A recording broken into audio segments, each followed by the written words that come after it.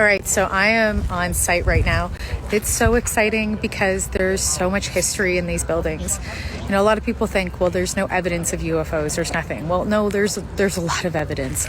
David Marler has been collecting this for years now, and he has so much information from Project Blue Book to APRO to all these historical files that are government files, media clippings, testimonies of UFO experiences and encounters. And it's amazing to be in Albuquerque, New Mexico, and this now being the home, one of the first homes that will have and store all of this information. And then soon it will go into a much larger building.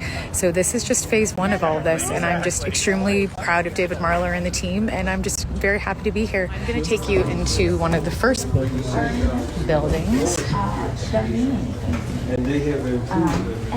This is evidence of UAP. There's all different files here. You can see some people taking a look at them. But specifically, you'll pull one here. So I haven't been scanning. There's this. We have some files here of Travis Walton, and if you know Travis Walton, he had a UAP experience that went international in an alleged abduction that happened. And some of these are original testimonies and interviews of when and after Travis Walton had his experience. So, as you can see, there's so much here. I'm now going to take you to look at an original Project Blue Book file. This is pretty wild. The original Project Blue Book filing cabinet. There's many of them here, but this is one of them. Project Blue Book was officially a government program in 1952 that researched UFOs. J. Allen Hynek was a professor and astronomer that studied UFOs, and these are his case studies. Original case studies. There's some here with his hand notes in them. It's unbelievable. And there's so many case files here in the archives. And this is just one folder of these. And it's really exciting to be here. And I will share some images of these.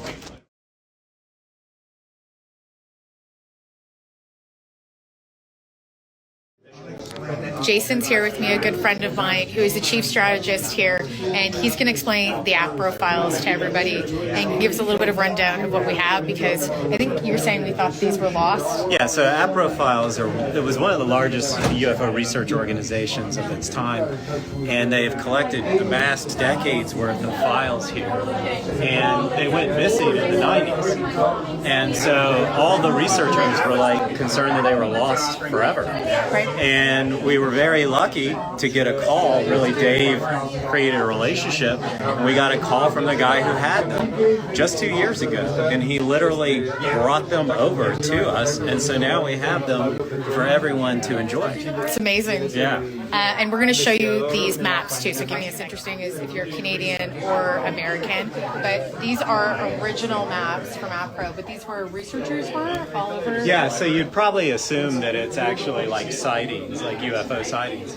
But no, this is how vast their organization was. These are all their researchers and investigators in each market. And then they also had consultants back in those days. And this is actually Jim Lawrence, who started APRO, and he's sitting in front of this map. And then now we have the Canadian map too. It's not for all the Canadians out there, right? I have to represent Can't forget our Canadians. Yeah, so as you can see, on the West Coast, a ton in Toronto, they had a lot of resources across the globe. Really. And what year was APRO from? Let's double check. 1960s or 1988? 52 it started. 52. And then they remained active to 1980. All right, I'm in the museum section now.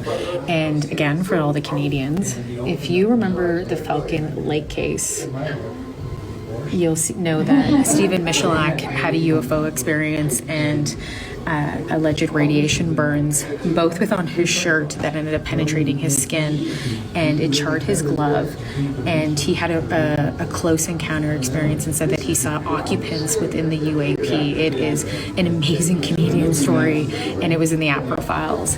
And here is the original glove and charred shirt.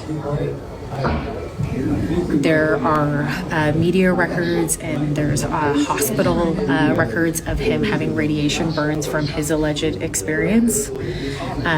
It's pretty wild to see it up close and personal.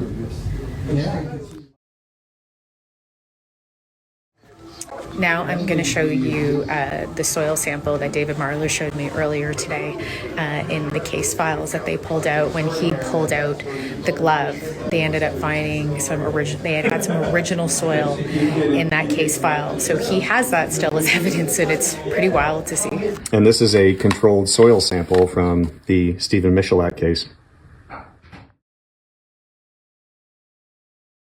So now if you really want to geek out even more, we can go back to 1947 and the Kenneth Arnold sighting, who was a pilot. This is his alleged UFO that he ended up seeing, and that story went international and was published through a community paper, and then went to Life magazine and really started the hype within pop culture about UFOs. And so this is one of his original sketches that he did. Pretty unbelievable to see in real life. Along here, I think we have, I think this is original J. Allen Hynek, who I mentioned before, one of his head caps that he wore. But all this stuff was in the app profiles, and right now I'm in the museum section. And yeah, pretty unbelievable the stuff that David Marler has here. Here's some original UFO files, or photos, I should say, from the app profiles as well. These were actually blown up. They did not blow them up. These are photos that were within the files of alleged UFOs that they researched and captured. Pretty unbelievable what David has here.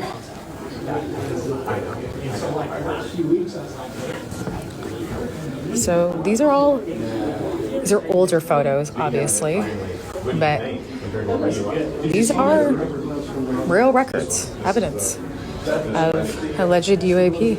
Yeah, this is a video interview. Pretty wild.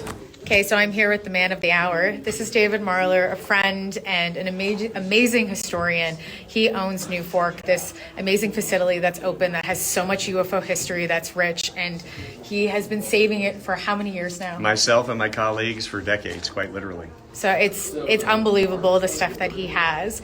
How many files are here, would you say, roughly? It is literally in the tens of thousands, bordering on 100,000 files. And they're all North American based, or? All, there's domestic, there's international, it's all corners of the globe. It's amazing. And this is this is just the beginning. This is just the beginning. Yeah. This is proof of concept for what we eventually want to create is a true repository of U.S. history, the National Archives of ufology, if you will. Yeah.